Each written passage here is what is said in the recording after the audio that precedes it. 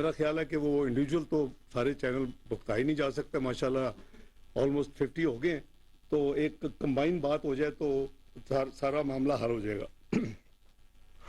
देखिए, ये किसी से ये ढकी छुपी बात नहीं है कि ये हुकूमत जो इस वक्त बैठी हुई है, इसने एक असूली फैसला किया था उस वक्त की अपोजिशन ने पिछले साल अप्रैल में कि जी हमने रियासत को बचाना, ये सियासत को बचाना। ये कोई मुश्किल नहीं था इसको असेस करना कि जी होना क्या है। जो तबाही हो चुकी थी, मैं उसको कहा करता था, आर्टिकल लिखे कि मैन मेड डिजास्टर, तो इमरान न्याजी साहब की तो हुकूमत ने बेड़ा गर्क कर दिया था। ये तो वर्चुअली शायद एजेंडा इंटेंशनल या अनइंटेंशनल यही शायद लगता था कि पाकिस्तान ये डुबो देगा पाकिस्तान को, उस दहाने पे तो तबाही करके पहुंच चुके थे हम। तो एक फैसला किया, मैं तो उस वक्त यहाँ नहीं था, और मैं समझता हूँ कि वो फैसला काबिल इस्ताइश है कि जी अपनी सियासत के ऊपर रियासत को तरजीह दी। रियासत है, मुल्क है, तो सियासत भी होती रहेगी। खुदा न खास्ता जो नुकसानात होंगे वो पूरे भी हो जाएंगे। अल्लाह ने अगर मौका दिया, क्योंकि कोई किसी की परमानेंट कोई मिरास नहीं है कि किसने हुकूमत में होना है या किसने अपोजिशन में होना है, लेकिन अल्लाह के भरोसे पे जो फैसला किया, मैं समझता हूँ बिल्कुल सही फैसला था। और पाकिस्तान जिस दहाने पे पहुंचा तो वरना तो बहुत आसान था, और बहुत लोगों ने कहा कि जी ये आप अपोजिशन ने बड़ी बेवकूफ़ी की है, 2-4 महीने और होते तो इसने तबाही में गिर जाना था, लेकिन उसके साथ पाकिस्तान ने भी गिर जाना था। और अभी हैरानगी होती है कि जब खान साहब ऑफ एंड ऑन इस तरह की बातें करते हैं, तो मुझे समझ नहीं आती कि क्या सिर्फ उनकी टांग में प्रॉब्लम है या ब्रेन में प्रॉब्लम भी है। तो आप ऐसी बातें करते हैं और अपना माजी तो देखें, अपना रिकॉर्ड देखें। आपके सामने है कि इन्होंने डिफॉल्ट की रट लगाई हुई है। इनके मिनिस्टर्स ने, उन्होंने बाकायदा फोन किया अपने प्रोविंशियल मिनिस्टर्स को, दोनों सूबाई असम्बलियों के खत्म होने से पहले, फाइनेंस मिनिस्टर को, कि जी आप ये काम ना करें, मतलब IMF को आप मसले को हल ना होने दें। ये भी ढकी छुपी बात नहीं, आपके मीडिया ने सारा पब्लिक किया। तो ये सारी चीजें जो है ना जी, इसको ये बड़ी, मैं समझता हूँ कि सेल्फिश है उनका जो एटीट्यूड है कि आप अपने मुल्क का ख्याल करें। आप अपने बजाय ये कि अपोजिशन दुनिया में जहां नेशनल इश्यूज आती हैं वहां बिल्कुल मिल के चलती है और उसका यानी प्रोटेक्ट करने के लिए हर मुमकिन कोशिश होती है। लेकिन हमारा एक अजीब ही रवैया है कि ये उन्होंने तो यहां तक कह दिया कि जी अगर मुझे निकालना था या मैंने नहीं रहना तो फिर पाकिस्तान पे एटम बम गिरा देती हूँ। मैं तो नहीं कहा, ये उन्होंने कहा। मैंने तो नहीं फोन किए या करवाए, उनके अपने फाइनेंस मिनिस्टर ने प्रोविंशियल फाइनेंस मिनिस्टर को फोन किए। मतलब हमारे पास वो सारे का सारा जो है वो एक रिकॉर्ड मौजूद है, जो कुछ इन्होंने जिस तरह का किया। लेकिन अब ये कहना कि हर वक्त जी डिफॉल्ट हो चुका है, डिफॉल्ट होगा, अल्लाह के फल से ना डिफॉल्ट हुआ है ना डिफॉल्ट होगा। हाँ, हम प्रिकेरियस पोजीशन में थे और उसमें से हम गुजर रहे हैं। $2.8 बिलियन तक हम स्टेट बैंक में चले गए, लेकिन जो नेशनल रिजर्व थे वो फिर भी 9 बिलियन के करीब, 5.5 बिलियन के करीब आपके जो है वो कमर्शियल बैंकों के पास थे। उसको बजाय ये कि हम मिल बैठ कर सोचे कि हमने पाकिस्तान को कैसे स्टीयर थ्रू करना है, वो उनकी सिर्फ ये है कि जी मैंने कैसे क्रिटिसाइज करना है और मैंने कैसी अपॉर्चुनिटी घटिया सियासत करके मैंने पाकिस्तान को नुकसान पहुंचाना है। ये चीजें सारी दुनिया में देखी जा रही होती है और ये चीजें नोट होती हैं, और लोग उसको बाकायदा सिर्फ नोट नहीं करते बल्कि उसका असर भी होता है, मार्केट्स पे भी होता है, फाइनेंशियल पे भी, स्टॉक मार्केट्स पे भी, और हम देख रहे हैं उसकी जो आउटकम है।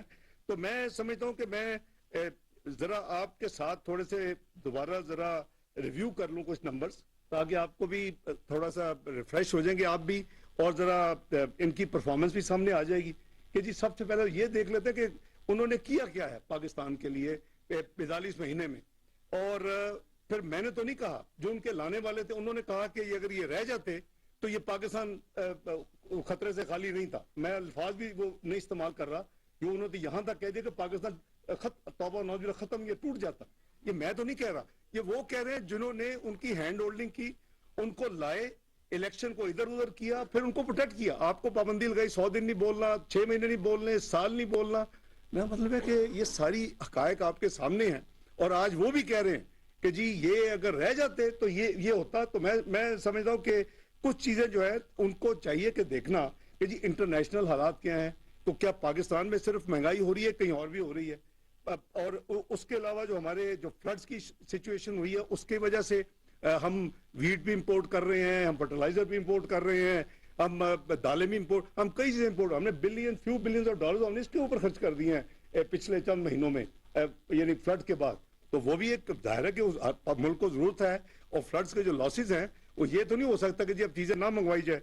तो जो मिसमैनेजमेंट और जो बैड गवर्नेंस थी, वो मैं समझता हूं कि वो वजह बनी है पाकिस्तान की इस पॉइंट के ऊपर आने पे। वो मैं जरा बाद में आपको थोड़ा सा मजीद आपसे अपने माइंड शेयर करूंगा, लेकिन पहले मैं उनके चंद जो उनके है ना जी की फिगर्स, वो मेरे ख्याल हम जरा रिफ्रेश कर लेते हैं कि जी किधर थे और किधर पाकिस्तान को लाके खड़ा कर दिया।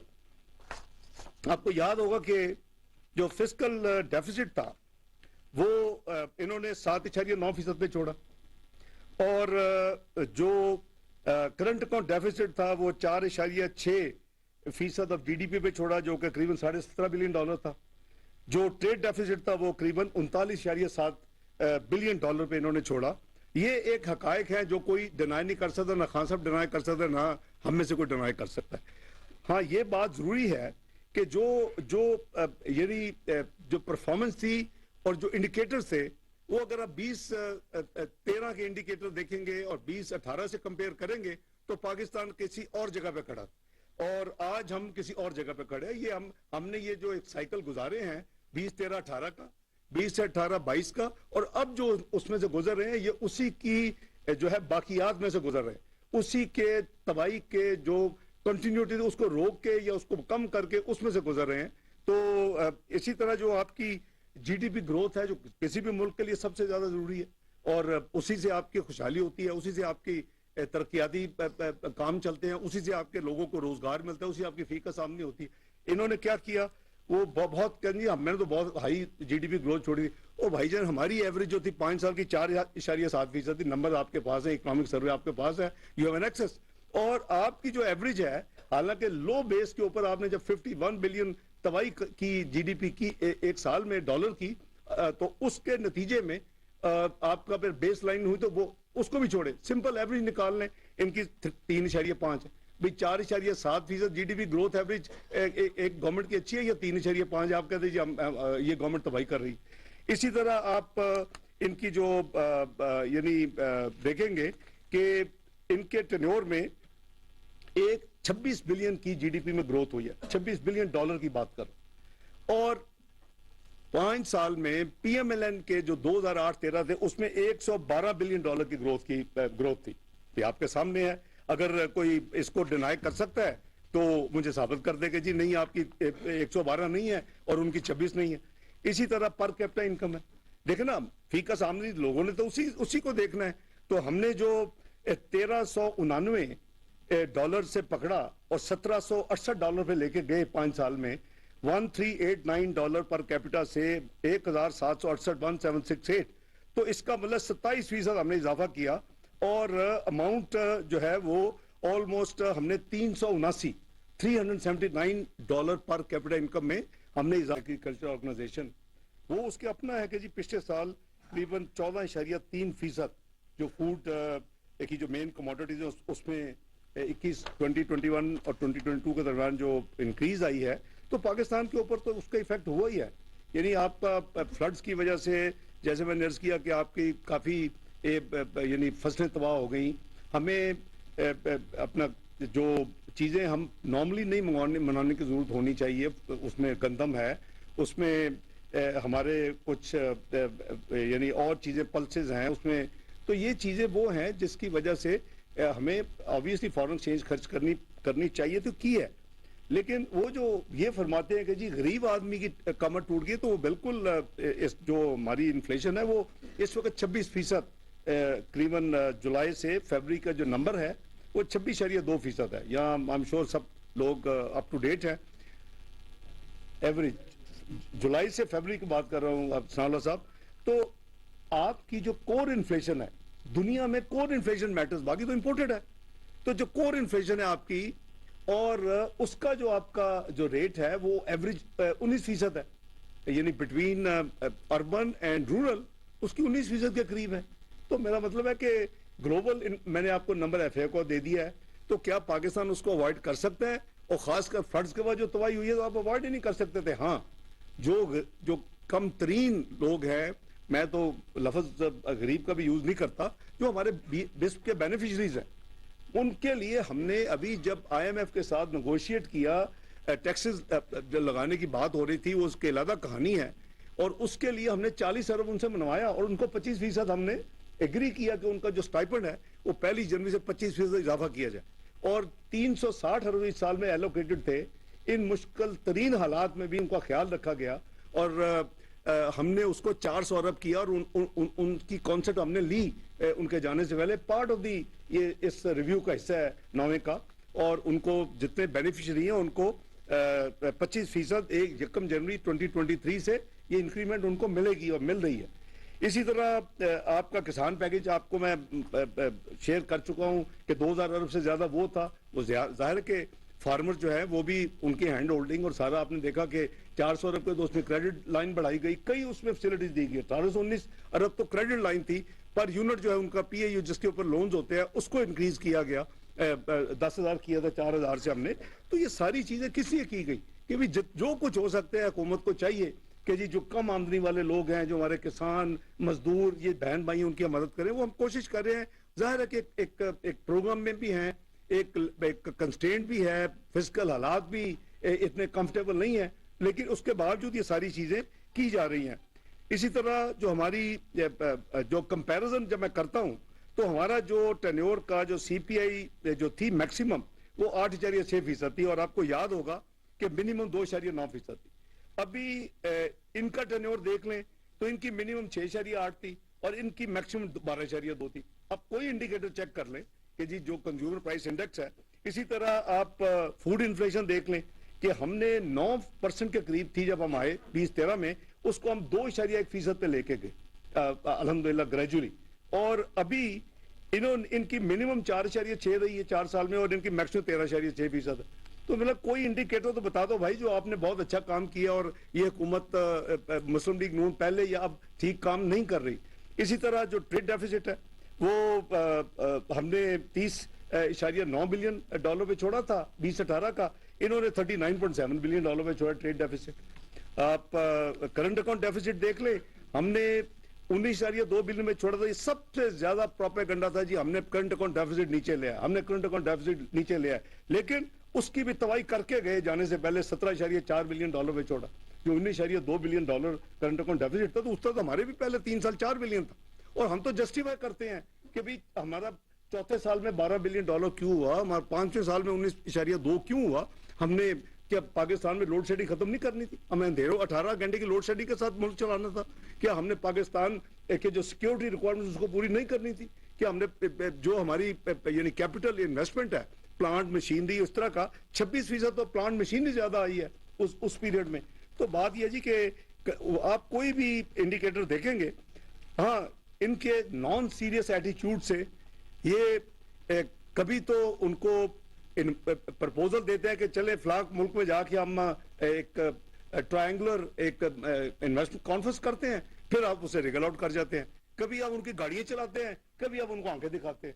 ये जो एक शिफ्टी करेक्टर जो होता है ना जी, वो हमेशा नुकसान होता है, चाहे वो उनके अपने लिए हो, मुल्क के लिए हो या अपने खानदान के लिए हो। उन्होंने ये करके जो 2.8 बिलियन की एफडीआई हमने छोड़ी थी उसको वो नीचे लाके 1.9 बिलियन डॉलर पे छोड़ के गए।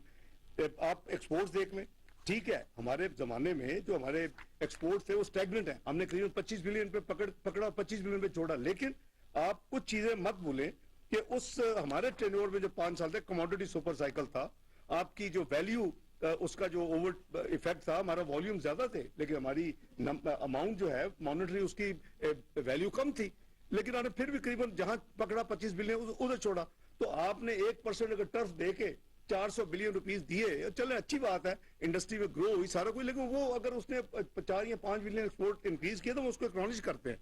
तो मैं अर्ज करूं कि ये जो करंट अकाउंट डेफिसिट जो है ना, देखिए पाकिस्तान के 2 प्रॉब्लम, एक हमारा बजट डेफिसिट का प्रॉब्लम है, एक हमारा करंट अकाउंट डेफिसिट का बात। एक आपका रुपयों के साथ ताल्लुक है, दूसरा आपका जो है वो आपका फॉरेन एक्सचेंज के साथ ताल्लुक है। इसकी जरा ज्यादा बाद में बात करते हैं, लेकिन हमारी जो टीम है जो इस वक्त बैठी है या इस वक्त मौजूद नहीं है, इसने पूरी कोशिश की है कि हम जो कुछ कंटेन कर सके। ज़ाहिर आसानी से तो नहीं होता और कोई switch on switch off button भी नहीं होता। हम कम से कम जो पिछले इसी पीरियड का जो पहले 7 महीने का था, जो 11.6 बिलियन डॉलर था, उसको हम रिड्यूस कर दे 3.8 बिलियन डॉलर पे लेके आए। इसका मतलब है 67% इसमें रिडक्शन है। और अगर आप ट्रेड डेफिसिट देखें, वो मैंने जैसे अर्ज किया कि वो भी अब नीचे आके करीबन 21.3 बिलियन डॉलर है, as compare to 31.9 billion dollar same period last year. आपकी जो है एक्सपोर्ट इंपोर्ट्स में भी उसमें बिल्कुल कमी आई है। मैं ये नहीं कह रहा कि कमी नहीं आई, लेकिन अगर आपकी एक्सपोर्ट 8.7% कमी हुई है, तो आपकी इंपोर्ट जो है वो 23.6% से कम हुआ है। और नंबर अगर आपका यानी 20.6 बिलियन की एक्सपोर्ट 18.8 है, एक ग्लोबल एक फिनोमेना है और उसका असर पाकिस्तान पे है। और इसी तरह इंपोर्ट जो है वो हमारा 52.5 बिलियन डॉलर की जो हमारी इंपोर्ट थी पिछले साल, वो अब अल्हम्दुलिल्लाह 40 बिलियन पे है। मैं सिर्फ ये इसलिए आपको फिगर्स दे रहा हूं कि एक स्वीपिंग स्टेटमेंट देना कि रुपी स्लॉटर्ड और ये हो गया वो हो गया, तो भाई आप जिम्मेदार हैं उसके। मैं उसमें जरा मैं ब्रॉडर बात कर दूं, मैं नंबर्स आपसे जरा कंप्लीट कर लूं जी। इसी तरह ये जो हमारे फॉरेक्स रिजर्व्स की बात हो रही है कि जो उसमें कमी है, भाई क्यों कमी है कि आपने पहले एक प्रोग्राम किया, उसकी आपने कंडीशंस मानी, कौम को आपने प्लेज कर दिया, आने वाली हुकूमत को प्लेज कर दिया, उसको आपने ना सिर्फ इंप्लीमेंट नहीं किया बल्कि उसको रिवर्स कर दिया, पाकिस्तान की क्रेडिबिलिटी को जीरो कर दिया। कोई पाकिस्तान को एतबार करने के लिए तैयार नहीं है जब तक आप करना दें। जो प्रायर एक्शंस बोर्ड में जाने से पहले होते थे, वो प्रायर एक्शन अब स्टाफ लेवल एग्रीमेंट से पहले करने की हमें यानी मजबूरी हो गई। तो ये आपके किए रहे खान साहब, ये इस हुकूमत ने नहीं ये सारी मुश्किलात पाकिस्तान के लिए पैदा की, लेकिन आप कम से कम खामोश तो रहें। आप अपने लूज टॉक का करने और लूज ट्वीट्स करने बंद करें। आप या तो आए, मैं आगे भी कहा था, आए हम ले लें अपने सारे अफलातून, आज हम लाइव मुकाबला कर लें, हम बात कर लेते हैं कि जी आपने क्या किया और हमने क्या किया और हम क्या कर रहे हैं। अब ओ भाई, अगर कोई भी होता हमारी जगह पे, अगर कोई ना आता तो ये तो पता नहीं क्या कुछ हो चुका होता। अल्लाह माफ करे, अल्लाह ना करे कभी हो। और मैंने उनके अपने लाने वाले को कोट किया कि जो मेन उनको लाने वाले थे कुछ लोग, उन्होंने कहा है और आप पे अखबारों में छपा है कि जी अगर ये इंसान रह जाता चंद महीने और, तो पाकिस्तान शायद खुदा ना खास्ता, अल्लाह ना करे कभी ऐसा हो कि पता नहीं उसके साथ क्या हो जाता। तो ये मैं तो नहीं कह रहा भी, आपके अपने वेल विशर जिन्होंने इतनी प्यार मोहब्बत से आपको उठा के गोद में लाए थे, वो आपके मुतल्लक ये परफॉर्मेंस के बारे में कह रहे हैं कि जी आपकी इतनी घटिया परफॉर्मेंस हो गई थी। इसी तरह फॉरेन एक्सचेंज रिजर्व जो है वो मैं जैसे अर्ज किया कि हमने इस वक्त जो है वो आपको पता ही है कि करीबन 2 हफ्ते पहले ये 2.8 बिलियन टच कर गए थे, अभी 3.82 बिलियन स्टेट बैंक के पास अल्हम्दुलिल्लाह पहुंच चुके हैं। और कमर्शियल बैंक जो है वो 5.44 बिलियन है एज ऑफ नाउ। तो ये करीबन 9.26 बिलियन के रिजर्व्स हैं, लेकिन ये इसमें मजीद इंशाल्लाह इजाफा होगा। मैं समझता हूं कि चाइना ने बहुत दोस्ती का सबूत दिया है। हमने सबसे पहले मैं ये अर्ज कर दूं, हमने पेमेंट्स कितनी की। हमने करीबन इस वक्त जो पेमेंट्स की है फॉरेन एक्सचेंज की इस प्रोसेस में, वो हमारी 6,503 मिलियन यानी 6.5 बिलियन डॉलर हमने पेमेंट्स की हैं रिसेंटली। और ये इसमें से 1 बिलियन अगर आप वो सकूक को बॉन्ड जो था उसको निकाल दें, वो 5.5 बिलियन की हमने रीपेमेंट्स की हैं। और नॉर्मली क्या होता है, आपका डेट तो कम नहीं होता एक्सटर्नल, वो हमेशा अगर हो तो बड़ी अच्छी बात है, लेकिन हमेशा ज्यादा होता है पिछले साल से, क्योंकि जाहिर है कि अभी आप के सोना और तेल और इस तरह की चीजें नहीं निकली। वो हमने जो पेमेंट्स की है उसमें 2 बिलियन हमने चाइना के बैंकों को दिए, चाइना डेवलपमेंट बैंक और आईसीबीसी, और करीबन 3.5 बिलियन के करीब हमने दिए अदर यानी यूएई के और दूसरे बैंक्स, उसमें को स्विस भी थे। ये पेमेंट ड्यू थी और हर हुकूमत पिछली पेमेंट्स को ड्यू जो होती है उसको पेमेंट करती है, कोई अनयूजुअल नहीं है। लेकिन ये जनरली दोबारा या रिन्यू हो जाती हैं या रोल ओवर हो जाती हैं या आपको नया लेंडर रिप्लेस कर लेता है, आपका स्टॉक जो है वो कम नहीं होता। लेकिन इस वक्त एक्चुअली हमारा जो स्टॉक है वो अभी आपको मैं नंबर्स दूंगा, वो कम हुआ है। इस पीरियड में जो खासकर ये हम गुजर रहे हैं, अगर ये पैसे वापस आ जाते तो आपके रिजर्व लेवल मच बेटर होते आज। तो इस हवाले से मैं समझता हूँ कि आईसीबीसी ने भी हमारी तमाम फॉर्मेलिटीज पूरी हो चुकी है as of last night. 1.3 billion हमने उनको पिछले चंद महीनों में वापस किया है, 500, 300 वो इसको वापस पाकिस्तान को दे रहे हैं। ये फैसिलिटी रिन्यू उन्होंने रोल ओवर कर दी है। ये 500 मिलियन अगले एक अपना वर्किंग डेज में हो सकते हैं, आज ही आ जाए, मंडे आ जाए, Tuesday, but it has been triggered. हमने सारी डॉक्यूमेंट मिनिस्ट्री ऑफ फाइनेंस से पूरी की है और उसके करीबन 10 दिन के अंदर अनदर 500, क्योंकि ये हमने पे भी तीन हिस्सों में किया है, 500, 500, 300, वापस भी वो इसी तरह करेंगे। लेकिन डॉक्यूमेंटेशन सारी की सारी 1.3 बिलियन की आईसीबीसी की हमारी अल्हम्दुलिल्लाह हो चुकी है। इसी तरह आपने एनर्जी सेक्टर में मैं आपको रिमाइंड कराऊंगा एनर्जी सेक्टर को, तो जो हमने 503 बिलियन का सर्कुलर डेट टेक ओवर किया था 2013 में, हमने जाते हुए उसको 1148 अरब पे छोड़ा। यानी 5 साल में जो इजाफा हुआ एनर्जी सर्कुलर डेट में वो 645 अरब। जो खान साहब की हुकूमत में जो नंबर्स हैं वो भी मैं आपसे शेयर कर लेता हूं। वो इन्होंने 1148 से पकड़ा और 2467 बिलियन रुपीस पे छोड़ा, जिसका मतलब है कि हमारा 645 अरब का जो डेट इंक्रीज है सर्कुलर डेट, इन्होंने 1319 अरब की डेट इंक्रीज की है अपने 4 साल में, यानी डबल है पर 4 साल में। तो ये भी उनकी एक मिसमैनेजमेंट है। आप गैस देख लें, वहां की जो हालत है, वहां भी करीबन 1700 अरब के सर्कुलर डेट है और 315 अरब की फ्लो थी कि उसमें हर साल ऐड होता जाना था। वो आपको पता है कि हमने जो रिफॉर्म्स तय किए हैं उसकी वजह से उसको जीरो कर दिया गया है और वो अब दोबारा ऐड नहीं होगा। जो सर्कुलर डेट है उसको हम देख भी रहे हैं और इंशाल्लाह उसके ऊपर हम अमल भी कर रहे हैं।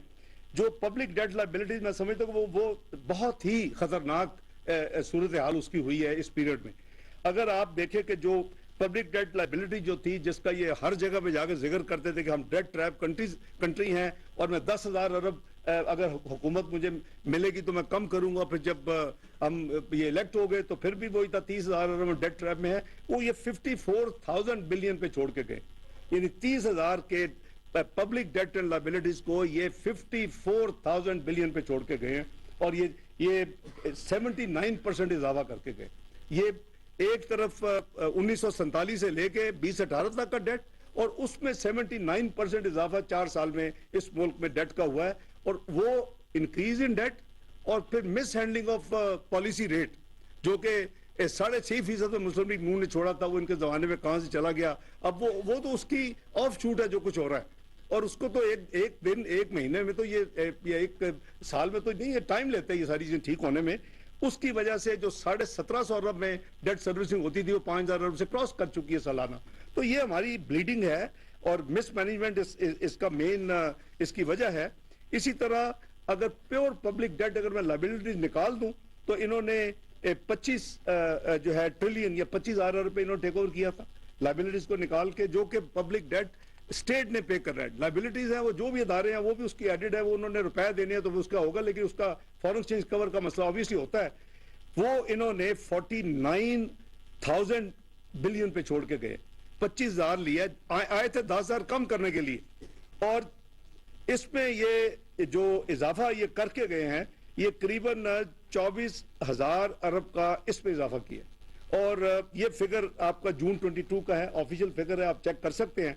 तो डेट टू जीडीपी जो कि मेन है, जो दुनिया देखती है परसेंटेज डेट टू जीडीपी, तो पब्लिक डेट की जो 63.7% पीएमएलएन ने छोड़ी थी पब्लिक डेट टू जीडीपी, वो खान साहब 73.5% पे छोड़ के गए, और इस वक्त जो है वो 69.7% है। थोड़ी सी उसमें करीबन 3 आप कह लें कि 8% की इंप्रूवमेंट है एज ऑफ टुडे। तो ये आपका जो है वो इनका ये डेट प्रोफाइल है। आप ऑब्वियसली इनकी जो है एक्सटर्नल लायबिलिटीज वो और ज्यादा खौफनाक है कि external liability debt and liability जो है वो जून 2018 में $95 बिलियन थी, जून 2018। वो जून 22 में वो $130 बिलियन, और इसमें $35 बिलियन का इजाफा होगा। और जो मैंने आपको एक्सप्लेन किया है कि हम जो एक्सटर्नल डेट की पेमेंट्स कर रहे हैं और वापस नहीं आ रहे, अभी मसला अगर 1.3 बिलियन आईसीबीसी आएगा तो फिर डेट में वो चला जाएगा, लेकिन एज ऑफ टुडे हमारा 130 बिलियन जो डॉलर है वो 126 बिलियन डॉलर डेट रहेगी ना। ये कभी नहीं हुआ। अगर ये मसलन इंक्रीज करंट अकाउंट डेफिसिट तो इंक्रीज होता ही होता है ना जी। करंट अकाउंट डेफिसिट, आप लायबिलिटीज अगर फैसिलिटी है अपना रिन्यू हो जाए, रोल ओवर हो जाए, आपने पैसे लिए जैसे चाइना ने लिए, पे वापस कर रहे हैं, हमें दोबारा फैसिलिटी दे रहे हैं, लेकिन करंट अकाउंट डेफिसिट तो आपका अपना ऐड होता है आपके डेट में। उसके बावजूद हमारा 4 बिलियन जो है वो external debt as of December 2022 उसमें कमी आई है। वो वजह सिर्फ वो है कि वो जो बैंकों के हमने जो पैसे दिए और वापस अभी तक नहीं आए, अगर ये ना होता तो आपके जो रिजर्व्स हैं इस वक्त 7.8% बिलियन पे होते, और आप कमर्शियल बैंक्स डाल लेते तो करीबन को 13-13.5 बिलियन डॉलर के करीब होते। तो मैं ये सारी चीजें इसलिए कर रहा हूं कि मैंने कहा एक तो मैं नंबर्स आपको रिमाइंड करा दूं, दूसरा मुझे ये भी है कि मैंने जो कल की जो देखी है खबरें और उस पे रुपए की डिवैल्यूएशन की बातें हुई हैं, उसमें पॉलिसी रेट की बातें हुई हैं, जो इन्होंने भी ट्वीट की स्लॉटर हो गया, ये हो गया, वो हो गया। और भाई किसने इस मुल्क में मॉनेटरी पॉलिसी को सेपरेट किया? किसने लॉ में चेंजेस किए हैं? किसने इस मुल्क में अदारों में तब्दीलियां करके तो एक नया सिस्टम बनाया? मिनिस्ट्री ऑफ फाइनेंस फिस्कल जो है साइड की रिस्पॉन्सिबल है, और वो अल्लाह के फजल से ये पहली दफा है कि एक सप्लीमेंट्री बजट आया, लेकिन टैक्सेस के जो हदफ है उसकी वजह से नहीं आया, वो एनर्जी डेट की वजह से आया कि एनर्जी डेट का जो फर्क था जो 855 अरब का, उसकी वजह से 170 के टैक्सेस लगे। इसलिए नहीं लगे कि एफबीआर अपने हदफ को पूरा नहीं कर सके।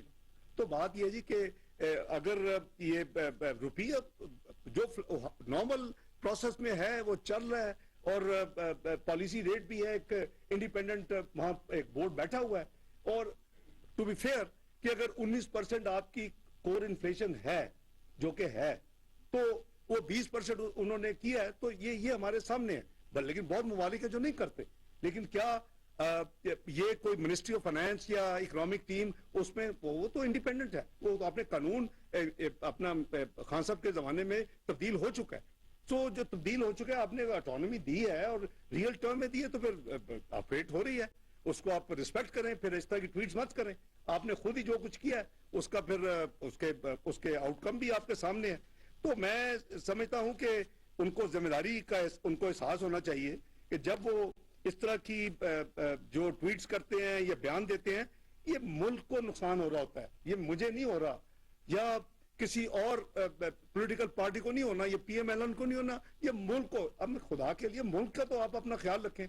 उधर आईएमएफ का रिव्यू फाइनल स्टेजेस में है, उधर आप इस तरह के बयान दे रहे हैं, इस किस्म की ट्वीट्स कर रहे हैं। अब क्या चाहते तो वही है वैसे जो उनके फाइनेंस मिनिस्टर फॉर्मर ने फोन करके कहा कि भी इसको ना होने दो, ये लेटर ना करना, कोऑपरेट ना करना। तो असल में तो उनका हदफ वो है।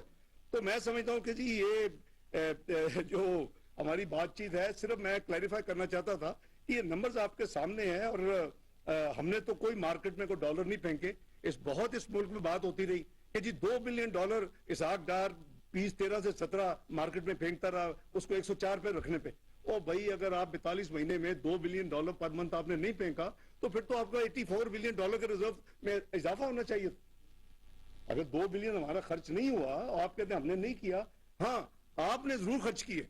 आपने जो डेट का जो बेड़ा गर्क किया, आपने जरूर उसको किया। अगर उसको देखा जाए तो उसमें जरूर निकलेंगे। वो स्टेट बैंक इंडिपेंडेंट है, और अल्हम्दुलिल्लाह अभी तो आपको भी पता है, हमें भी पता है कि जो हमारी तो सवाल ही पैदा नहीं होता कि हमको इंटरवेंशन करें या उसकी हमारी को कैपेसिटी हो, जितने हम रिजर्व नीचे जा चुके हैं।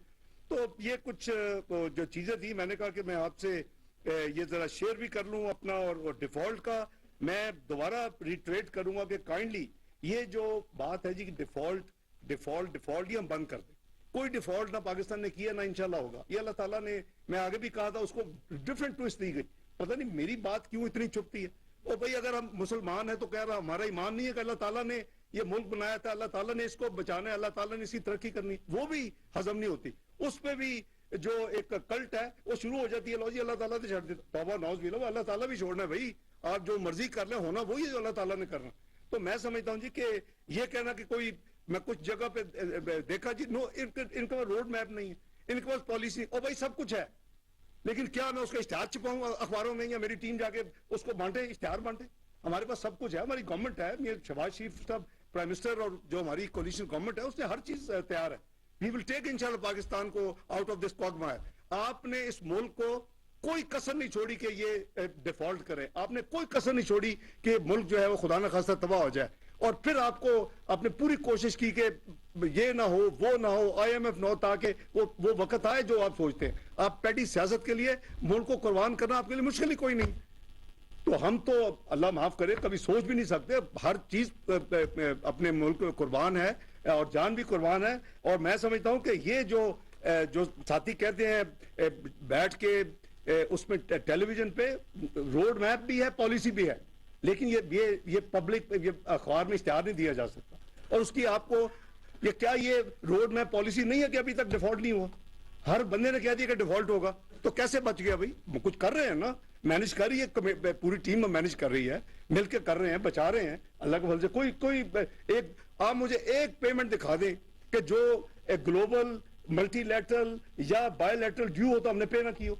हर पेमेंट की है, हर लायबिलिटी पे कर रहे हैं। तो आपने पेट पे पत्थर बांधा हुआ है, अपनी एलसीज जो गैर जरूरी है उसको नहीं, स्टेट बैंक उसको प्रायोरिटी में सबसे नीचे रखा हो तो ठीक रखा हुआ है भाई। अगर देखें हमारा जो मसला है, हम जो एक्सटर्नल अकाउंट जो है ना, वो मैं जैसे कहा था कि एक हमारा बजट डेफिसिट है, वो मैनेजेबल है, वो ठीक है, क्योंकि वो आपकी अपनी करेंसी है। जो हमारा एक्सटर्नल है, हमें उतना खर्च करना चाहिए जितना हमारे रिसोर्सेज हैं, इसको हमें मैनेज करना पड़ेगा, वरना हम ब्लैकमेल होंगे। और ये इसकी जो है अशद जरूरत है। और काश के 5 साल पहले मेरी बात सुन ली जाती इस मुल्क में, और मैं जो कहता था कि उतना हम खर्च करें जितना हम अफोर्ड कर सकते हैं, तो आज पाकिस्तान यहां नहीं खड़ा होता। मैं किसी से डिबेट करने के लिए तैयार हूं, मेरे साथ आ जाए जिन्होंने मेरी बात नहीं मानी। हमने वो खर्च किया जो हम अफोर्ड नहीं कर सकते थे। आज हम इसीलिए दर बदार होकर अपने फॉरेन एक्सचेंज को ढूंढ रहे हैं। मैं मशकूर हूं कि जो अदारे हैं उनकी जो लीडरशिप है, they are fully cooperating now. They believe के पाकिस्तान को हमने सेल्फ रिलायंट बनाना है, दे बिलीव कि हमने वही खर्च करना जो हम अफोर्ड कर सकते हैं। मैं उनको कॉम्प्लीमेंट करता हूं। मैं प्राइम मिनिस्टर के जो कंजर्वेशन मेजर्स हैं, जो उनके ऑस्टेरिटी मेजर, मैं उसको भी मैं अप्रिशिएट करता हूं, सलाम पेश। देखिए कौमें इसी तरह बनती हैं, हम सब ने अगर अपना अपना हिस्सा डालेंगे तो पाकिस्तान इंशाल्लाह ना सिर्फ उस क्वागमार से निकल जाएगा। क्या यही पाकिस्तान नहीं था जो 24वीं मैशत था दुनिया की? क्या कैसे ये 47वीं मैशत बन गया एक कलील 4 साल के अरसे में? क्यों? उसकी वजूहात हैं, और उसको हमने अपना इंट्रोस्पेक्शन करना है, अपना हमने उसको तजिया करना है, और फिर हमें चाहिए कि हम आइंदा के लिए अपने आप को ठीक रास्ते पे लगा दें। बहसियत कौम, ये हुकूमत आनी जानी है। ये आज हम हैं, कल कोई और था, कल कोई और होगा। इसमें कोई ऐसी किसी की परपेचुअल कोई नहीं है, ये कोई मोनार्की नहीं है। लेकिन ये जरूर होना चाहिए कि जो मर्जी आए, मैं कोई आवाज में तो नहीं ये कहता था कि चार्टर ऑफ इकोनॉमी होनी चाहिए। अगर हुई होती, मेरी बात मानते 20, 13 में, 14 में, 15 में, 16 में, 17 में, तो कम से कम आवाम आपको पकड़ती कि आपने ये साइन किया था, आप क्यों इसको कर रहे हैं, डिरेल कर रहे हैं, ये इसको फ्लाउट कर रहे हैं। नहीं किया। अब इनको याद आ जाती है चार्टर ऑफ इकोनॉमी की। उस वक्त किसी को कान पे जूं तक नहीं रेंगती थी। तो बात यह जी कि ये वो नॉन एंटिटीज हैं कि जी रिजाइन करे। क्यों रिजाइन करूं मैं? कौन हो तुम? बिलियंस ऑफ रुपीज जाके जो डिफेंड दे गए थे, तुम्हें तो जेल में होना चाहिए। तो बात यह है जी कि मैं एक इबादत समझ के कर रहा हूँ, मुल्क को जरूरत होगी, मैं हाजिर हूँ पार्टी को, कोलिशन पार्टी को। मुझे मत बताएं टॉक शोज में बैठ के, मुझे पता है आपने क्या किया। आपने इस मुल्क का बेड़ा गर्क किया, आपको रेवेन्यू इकट्ठा नहीं हुआ, आप बीमार हो गए, आप जाके इस दूसरे शहर में मुंतकिल हो गए, अभी तुम बैठते हो आके सियासत करते हो, ऐसे थर्ड रेटेड किस्म की सियासत करते हो। मुल्क को भी नुकसान पहुंचता है, मुझे तो नहीं पहुंचता, मुझे क्या फर्क पड़ना है। मैं तो अल्लाह के फल से, मेरी तो सैलरी भी आज से 30 साल तक हमेशा चैरिटेबल कामों में जाती है, या किसी हॉस्पिटल में जाती थी, या यतीम खाने में जाती। मैं अपने मुल्क के लिए कर रहा हूँ। तो मुझे अगर अपना इस पीडीएम ने, हुकूमत ने मुझे एक जिम्मेदारी दी है, मैं पूरी कोशिश कर रहा हूँ। ये अमानत है, कौम की अमानत है, पीडीएम हुकूमत की अमानत है। अल्लाह ताला ने जितना काम लेना है, लेकिन इस तरह के थर्ड रेटेड बैठ के बातें मत करें जो मुल्क को नुकसान हो। जी कोई पॉलिसी नहीं है, कोई रोड मैप नहीं है, मुल्क डूब रहा है, इससे डिफॉल्ट हो चुका है, डिफॉल्ट हो जाना है।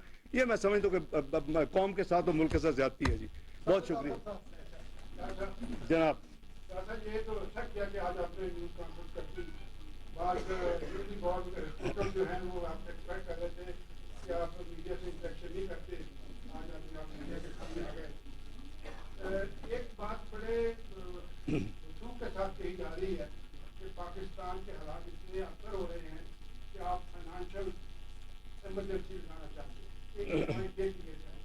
दूसरा ये है डॉक्टर साहब के पिछले दिनों 2-3 दिन पहले एक बात आई कि एक ऐसा कमीशन बनाया जाए जो इस बात को प्रूव करे कि ये जो इस वक्त पाकिस्तान की फाइनेंशियल लूज है इसका जिम्मेदार आप हैं या आपके प्रेडिसेसर थे, एक बात।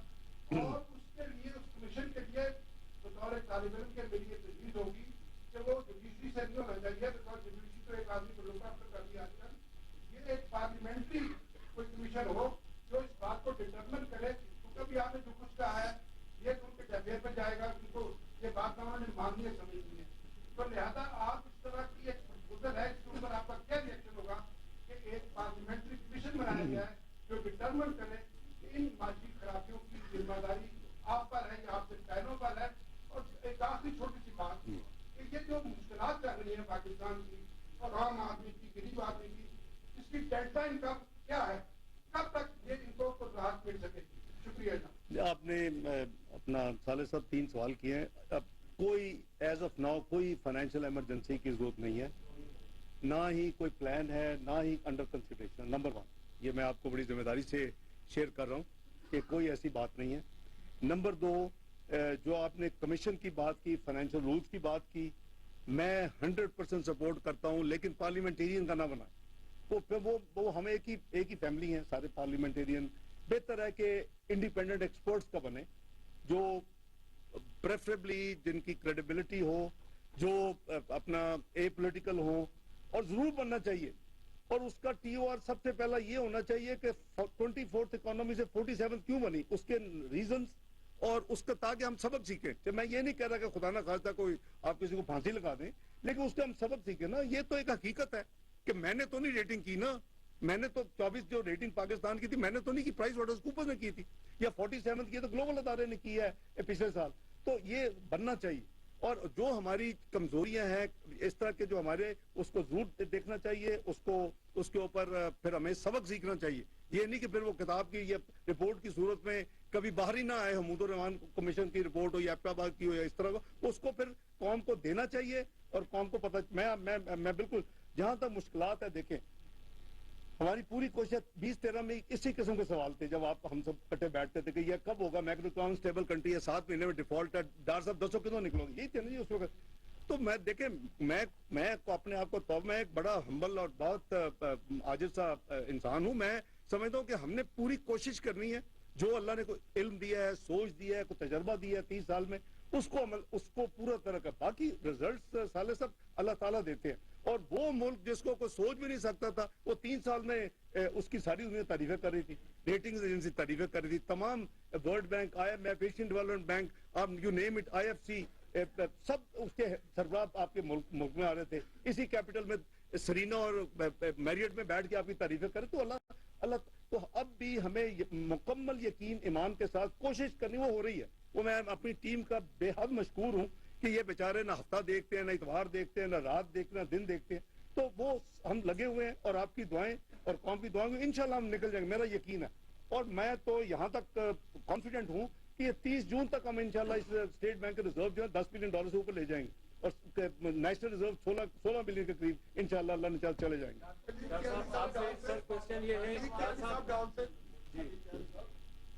पूरी कौम की जो नजर है वो IMF के प्रोग्राम के ऊपर है कि आपके जो सारी जो प्रायर एक्शन थे अगर वो कंप्लीट हो गए, और ये भी ज्यादा कि वो हो गए या नहीं हुए, उसका क्या स्टेटस है और कब तक आप टॉप लेवल एग्रीमेंट एक्सपेक्ट कर रहे हैं और बोर्ड की अप्रूवल कब एक्सपेक्ट कर रहे हैं, सारी चीजें इसके साथ सकते हैं।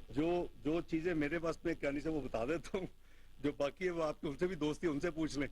तो हमने जितने प्रायर एक्शंस करने थे जी, सो फार अल्हम्दुलिल्लाह हमने पूरे कर दिए।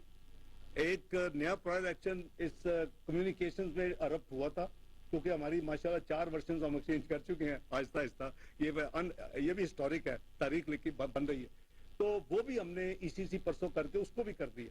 और वो जो नेक्स्ट ईयर का जो सरचार्ज वगैरह था ना, तो वो भी इंशाल्लाह by circulation within 24 hours मैं एक्सपेक्ट कर रहा हूँ कि कैबिनेट कर देगी, तो हम कोशिश कर रहे हैं जी कि हमारी तरफ से कोई डिले ना हो। अब मेरे पास नंबर्स नहीं है, जो भी है वो तो छप चुके हैं अखबार में है जी, है जी, लिखा हुआ है यार, ये कैसे हो सकता है कि नहीं होगा। अच्छा चलो मैं आपको मंगवा देता हूँ जी, मैं मंगवा देता हूँ आपको। अच्छा डॉक्टर साहब आपसे क्वेश्चन ये है, डॉक्टर साहब मेरा ताल्लुक खैबर टीवी से है। डॉक्टर साहब मेरा ताल्लुक डॉक्टर साहब सर ये क्वेश्चन आप लीजिएगा। मैं ये कंडक्ट कर रहे हैं यार, मेरे तो आपकी मेहरबानी भैया। सर ये फिर एक ही तरफ सारे क्वेश्चन जा रहे हैं। इधर भी आओ जी। जी जी जी।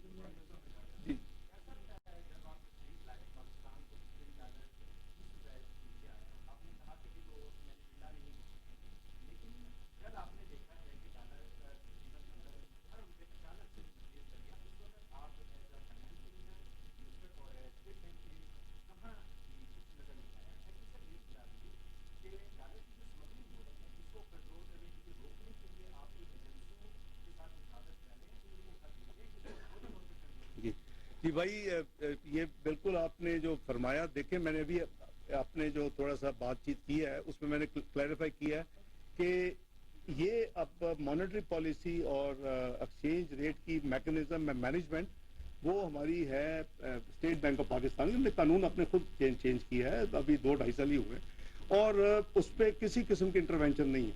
वो जब मैं जहाज में बैठा था तो लोगों ने बड़ी मेहरबानी की और खुद ही शुरू हो गए, और वो करते करते 217 पे आ गया। जब मैं वाशिंगटन एनुअल मीटिंग में गया तो पीछे पता नहीं क्या जादू चलाया किसी ने, वो दोबारा रिवर्स शुरू हो गया। कल क्या हुआ उसका भी मुझे नहीं पता, आज क्या हुआ, आज फिर वो 8-10 रुपए बेहतर हो गया। तो ये ऑब्वियसली अगर हमने एक रिस्पॉन्सिबिलिटीज को एक री स्ट्रक्चर किया है पिछले चंद सालों में, तो बात वही आ जाएगी कि फिर हमें उसको रिस्पेक्ट भी करना पड़ेगा। तो फिर उसके नतीजे में आपके सामने है जो भी उसके आउटकम है। दूसरा सवाल आपने क्या किया? स्मगलिंग। जी जी, उस पे भाई हमने काफी मीटिंग्स की हैं, और उस पे स्टेट बैंक भी, कस्टम्स भी, इन्होंने काफी कंसाइनमेंट्स पकड़ी भी हैं। और आपकी इंफॉर्मेशन बिल्कुल दुरुस्त है कि जहां वीट स्मगल होती थी, जहां फर्टिलाइजर स्मगल होता था हमारा इंपोर्टेड, वहां अब डॉलर भी स्मगल होते हैं। और वो उसकी कई वीडियोस आ चुकी हैं और कई कंसाइनमेंट ये पकड़ चुके हैं। अपना तारक पाशा साहब और चेयरमैन FBI साहब बैठे हुए हैं, ये तफसील दे सकते हैं।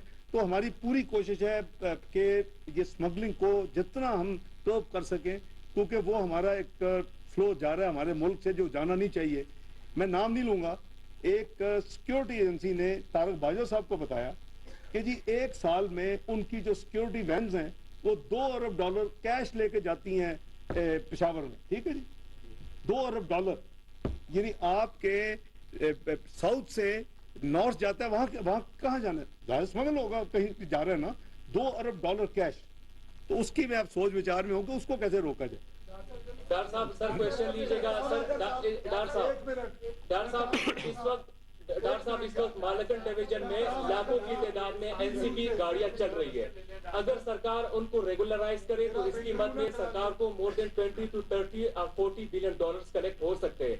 FBR के चेयरमैन बैठे हुए, बाकी ऑफिशियल्स भी है। आप अंडर राइट करते हैं, $10 बिलियन कर दे अंडर राइट, तो मैं इस पे फिर जहां भी लड़ाई होगी देखी जाएगी। क्योंकि एक तो वो FBR आ जाता है, वो बेचारे को उसको मुर्दे इल्जाम ठहराया जाता है, लेकिन ये नहीं देखते कि हम IMF के प्रोग्राम में हैं, हम एमनेस्टी भाई नहीं दे सकते। प्लीज आप पाकिस्तानी होकर सोचे ना, या मुझे कह दें कि नहीं करना जी, हमने IMF छोड़े, आप डॉलर भी ओपन करें, जो जमा कराता है पता नहीं 1-2 बिलियन डॉलर भी आ जाए। लेकिन आपके तो इतना बड़ा अमाउंट आपने बता दिया मेरा भाई, $10 बिलियन आ जाए तो क्या बात। 30 से 40 अरब रुपए। अच्छा 30 से 40 अरब रुपए, वो भी अच्छा खासा रेवेन्यू है। चलिए जी, ये जरा पता करें तारक साहब क्या कोई है तो पॉसिबिलिटी। सर एक जो IMF की एक डायरेक्शन था सर, वो उस ममालिक से कंफर्मेशन जी, चाइना ने तो आपको करा दिया। अब क्या सऊदी अरब और UAE और जो बाकी ममालिक हैं उनकी कंफर्मेशन हो चुकी है? और ये मुझे थोड़ा सा बता दें सर, IMF में जाने का मतलब ये होता है कि बैलेंस ऑफ पेमेंट का क्राइसिस है। ये क्या मंतिक है, ये कंफर्मेशन भी हम करवाएं और ये प्रायर एक्शन है? ਤੁਸੀਂ ਮਿਲਦੇ ਰਹਿੰਦੇ, ਉਧਰ ਵੀ ਇਹੋ ਜਿਹੀ ਗੱਲਾਂ ਕਰਿਆ ਕਰੋ, ਅਸੀਂ ਮੰਨਦੇ ਨਾ ਸੁਣਾਓ, ਮੈਂ ਤੇ ਬਿਲੀਵ ਕਰਨਾ। बहरहाल ये प्रायर एक्शन नहीं है बाय द वे। एक्सटर्नल जो अकाउंट में जो भी गैप है वो उसमें भी हम वो एक वन ऑफ द टू कह लेंगे अब पेंडिंग आइटम जो हम कर रहे हैं। और हम रीजंस के साथ आई वुड से कि ऑलमोस्ट श्योर हैं कि जो उनका नंबर है वो जो आप छाप चुके हैं, इसी में बता देता हूँ। कल ब्लूमबर्ग वाले ने भी वही नंबर कोट किया चाइनीज फॉरेन ऑफिस को, तो पब्लिक हो चुका है $7 बिलियन का। वो 7 नहीं है 5 है मेरे नजदीक। देखिए ना, अगर हमारा करंट अकाउंट डेफिसिट 7 महीने का 3.8 बिलियन है, मैंने इनसे पूछा है नंबर तो मिडिल ऑफ मार्च में आएगा फरवरी का, तो वो इनके हिसाब से कोई 400-450 मिलियन से ज्यादा नहीं है। अगर 8 महीने का ये नंबर है 4.2, तो कैसे होगा 8 मिलियन 8.2 ये इस तरह तो हो ही नहीं सकता। तो मैं समझता हूँ कि 1 बिलियन उसमें इजीली गुंजाइश है कि उसको कम कर दिया जाए तो 6 रह जाएगा। और देखिए हमने अगर 3 बिलियन से ज्यादा नॉन चाइनीज कमर्शियल बैंक्स को वापस कर चुके हैं, और once we are in the program तो आई एम श्योर कि उसमें से आधे तो जरूर हमें वापस वो फैसिलिटीज मिल जाएंगी। चाइना ने तो 100% दोनों ने दे दी है। तो ये अगर दोनों नंबर ले लें तो मेहताब साहब वो आपका बैलेंस जो है वो पूरा हो जाता है। तो वो लेकिन प्रायर एक्शन नहीं, वो है 2 और 1 वो है, वो मिल जाएगा। दूसरी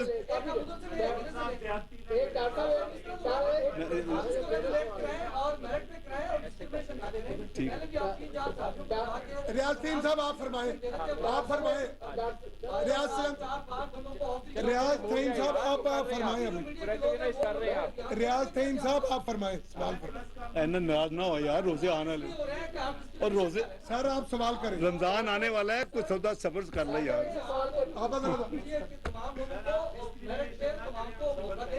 आपकी इतनी लंबी तकरीर सुनी है, कौम आपकी तरफ देख रही है। हाँ जी जी, साढ़े वाली भी देख रही कौम। मीडिया के जो लोग हैं इनको मौका सवाल करने तो दे रहे हैं नहीं भाई, दे रहे हैं ये तो कर। सर आप सवाल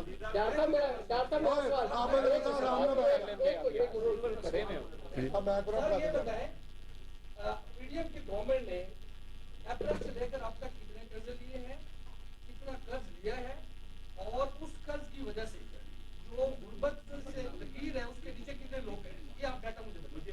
सिंपल क्वेश्चन। आप इतने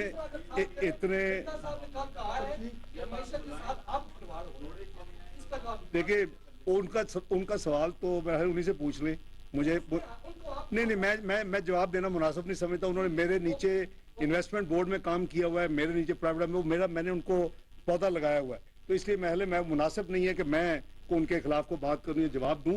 हाँ, जो आपने भाई पहली बात की है उसका मैं समझता हूँ कि हमारे जो है ना डेट, एक तो हमारी मेन जो रीपेमेंट्स हैं, जाहिर है कि वो तो नया कर्जा लेके पुरानी रीपेमेंट्स होती है, लेकिन जो आपका करंट अकाउंट डेफिसिट है वो तो डेफिनेटली आपका जो है, अगर आप मुझे पहले ये सवाल देते मैं एक्चुअली नंबर लेके आता, नंबर मिल सकता है, कोई ऐसी बात नहीं है, and we will provide you the number.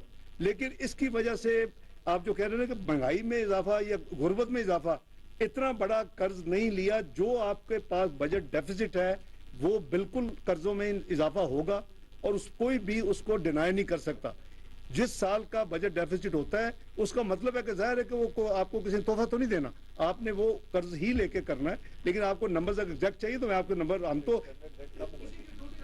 मैं लगा देता हूँ, लेकिन एक्सटर्नल डेट तो मैंने भी आपको अर्ज किया कि दिसंबर तक $4 बिलियन कम हुआ, 130 बिलियन से 126 बिलियन पे as of today, sorry as of December end. जी छोटे छोटे 2-3 सवाल है। एक तो इमरान खान साहब कहते हैं कि ये इम्पोर्टेड हुकूमत अमेरिका से आई है जी, इस IMF में जो आपको गैर मामूली सिचुएशन का सामना है, आपसे कुछ बात हुई थी, इसमें अमेरिका का क्या रोल है, और आप तो उनके लाडले थे, आपने वो इमरान खान के बकौल आपको बोले क्या, तो फिर आपकी इतनी मुश्किल थी। दूसरा सवाल ये लाडले बदलते भी रहते हैं सर सदर ने आज पंजाब में इलेक्शन कराने का ऐलान किया, आपने फाइनेंस मिनिस्ट्री में भाई सब कुछ पता है आपको, आपने जवाब दिया कि पैसे नहीं, अब आपको दोबारा लेटर आ रहा है, पैसों का ही बता दें।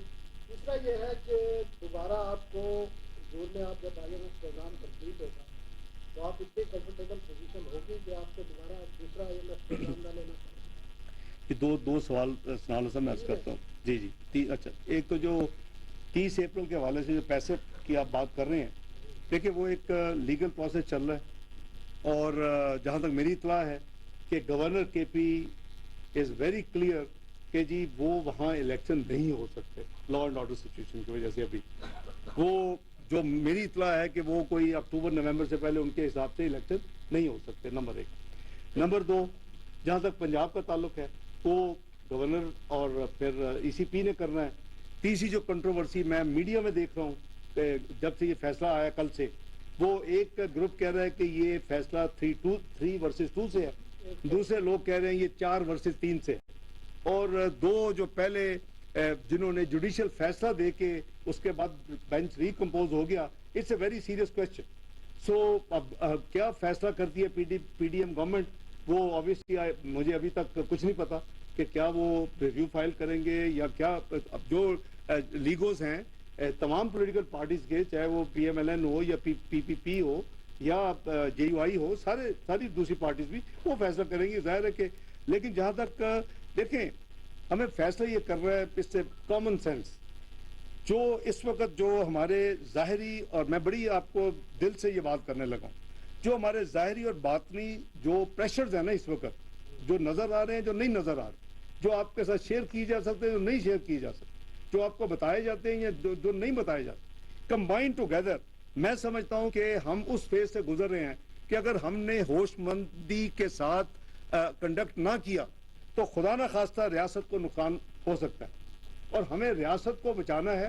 सियासत आती जाती है, सियासत, हम कोई बॉन्ड सियासतदान नहीं है, इसलिए मैं समझता हूं कि हमारी सबकी ये होनी चाहिए कि पाकिस्तान फर्स्ट। ये रियासत को इलेक्शन से भी नुकसान हो सकता है जी, रियासत को इलेक्शन से भी नुकसान हो सकता है। इलेक्शन देर आपका स्कीम, देखिए मेरे साथ आप 2 घंटे बहस कर लें, इसके बाद मैं आपको बता देता हूं आपकी स्कीम ऑफ थिंग्स है। आप एक आर्टिकल में बात करें 90 दिन, क्या पाकिस्तान में 3 दफा 90 दिन में इलेक्शन यानी बियॉन्ड नहीं हुए? मैं तो नहीं कह रहा ना, हम उसी आर्टिकल को इन्फोर्स कर रहे हैं। क्या आपके इस सेंसस पे पैसे नहीं लग रहे? ये जो अभी इलेक्शन करेंगे, क्या सेंसस मुकम्मल हो जाएगा? तो आधा मुल्क जो है वो सेंसस के पुराने सेंसस पे हो रहा होगा इलेक्शन, आधा जो मुल्क है वो नए सेंसस पे होगा। क्या आपकी 18वीं तरमीम ने ये नहीं कहा कि जी आप तमाम केयर टेकर न्यूट्रल सेटअप पूरे पाकिस्तान में होना चाहिए? वो विजन था ना, पार्लियामेंट ने फैसले, मैंने आपने तो नहीं किया ना ये अकेले, मैं तो उसमें था। अब उसका मतलब है कि इलेक्शन एक ही वक्त में होने चाहिए। क्या चौथा, क्या आपके फालतू पैसे नहीं लगेंगे? क्या आप एक दफा 2 सूबों के इलेक्शन करवाएंगे, सब कुछ मोबिलाइज करेंगे, आप फिर दोबारा मोबिलाइज करेंगे? इस वक्त तो उसमें मैं आपको बता देता हूं कि आपके करीबन 15 अरब रुपए ज्यादा लगेंगे। हमें तो एक पैसा बचाने की जरूरत है इस वक्त, जो पाकिस्तान जिस फेज से गुजरा है।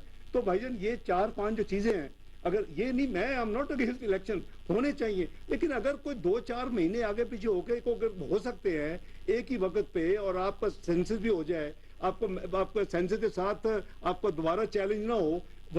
चौथी चीज, अगर अब आप कराते हैं तो 3 हुकूमतें बैठी होंगी, 2 सूबों में इलेक्शन हो रहे होंगे। जब जनरल इलेक्शन होंगे उस वक्त 2 सूबों में हुकूमतें होंगी, 3 इलेक्शन, उसको क्या चैलेंज नहीं लोग करेंगे कि जी तो हुकूमतें, या तो न्यूट्रल सेटअप तो ना हुआ ना जी, आपकी जो स्कीम ऑफ थिंग्स आपने बनाई। तो मेरी गुजारिश है कि इलेक्शन का तो कोई 2 राय है ही नहीं है, कोई हमारा हाल ही वही है, लेकिन उसको थोड़ा सा एडजस्ट करना। और ये नहीं है पहली दफा होना, मैंने 3 दफा मैंने आपको मोहतरमा के अर्थक्वेक फ्लड्स तो 3 दफा तो हो चुके हैं। आपका आइन कहता है कि भी अगर कोई चीज जिसकी टाइम लाइन है उसके नहीं होगा तो that would not be invalid, तो आपका आइन उसकी इजाजत देता है। तो मैं तो नहीं फैसला कर रहा, फैसला तो मोअज़्ज़ज़ जज साहबान ने करना है और जुडिशरी ने करना है। पर ये चीजें मुल्क के तनाजुर में, ओवरऑल तनाजुर में देखनी चाहिए कि हम किधर खड़े हैं ना। हम सिर्फ चंद 1-2 बिलियन, फिर 15 बिलियन एक्स्ट्रा चाहिए आप, अगर ये तोड़ के इलेक्शन हो। अब आपके सामने जी, अच्छा जो देखिए मेरी अपना सनाला साहब, it's too early to say anything.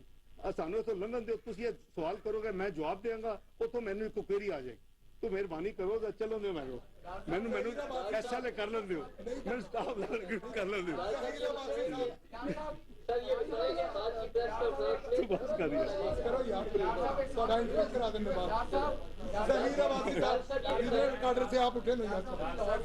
Sir ये बताएं कि आज की प्रेस कॉन्फ्रेंस में आवाम के लिए क्या खबर है? क्या बैठा यार, मौजूदा महंगाई है, इसमें भी इजाफा होगा, या तो बस हम आवाम को ये खबर तो दें कि इस महंगाई में इजाफा नहीं होगा? अवाम को ये खबर है कि इंशाल्लाह पाकिस्तान डिफॉल्ट नहीं करेगा। अवाम को ये खबर है कि जो पाकिस्तान की बदतरीन तबाही की जो गाड़ी चल रही थी उसमें रुकावट आएगी। अवाम को ये खबर है कि इसको वापस 24th इकोनॉमी की तरफ से 47 से उस रास्ते में दोबारा चलाया जाएगा।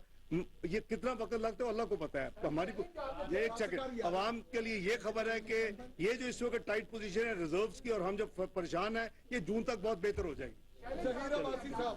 जहीर अब्बासी साहब बिजनेस काउंटर से, जहीर अब्बासी साहब बिजनेस काउंटर से, यार बात कर यार, जहीर अब्बासी साहब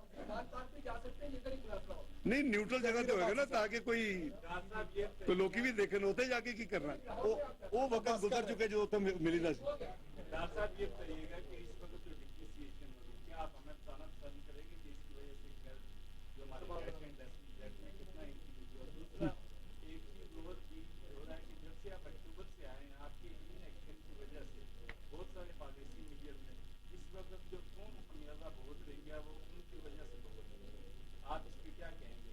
और तीसरी बात हर चीज पे इमरान खान के पीटीआई को ब्रांड करते हैं, उन्होंने जो कुछ चीजें की थी रिवर्स की थी वो मार्च में की थी, जबकि आप 9 अप्रैल को आगे थे, आप उसको रिवर्ट कर लेते।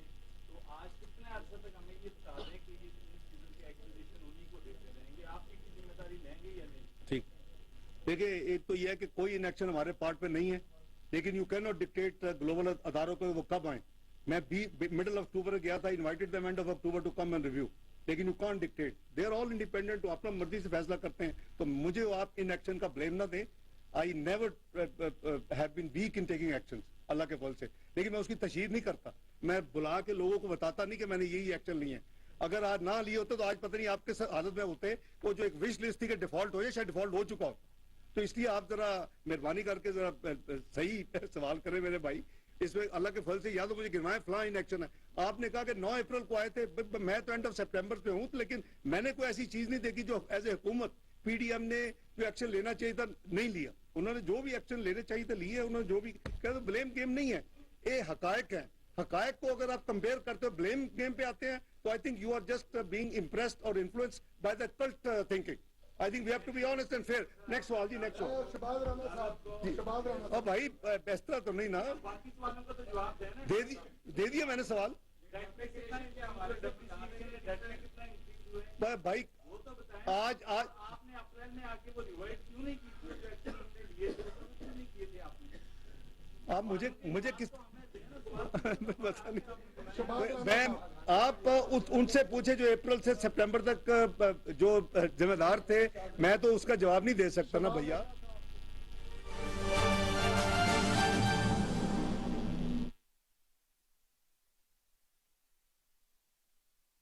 वज़ीर ख़ज़ाना इसहाक डार की न्यूज़ कॉन्फ्रेंस जारी थी, जहां उन्होंने कहा कि इमरान ने मुल्क को तबाही के दहाने पर पहुंचा दिया। उनका कहना था कि इमरान की ख्वाहिश है कि मुल्क डिफॉल्ट हो जाए। उनका कहना था कि इमरान के दौर में जीडीपी 3.5% पर आ गई थी। उनका यह भी कहना था कि इमरान खान के दौर में 30,000 अरब के कर्जों में इजाफा हुआ।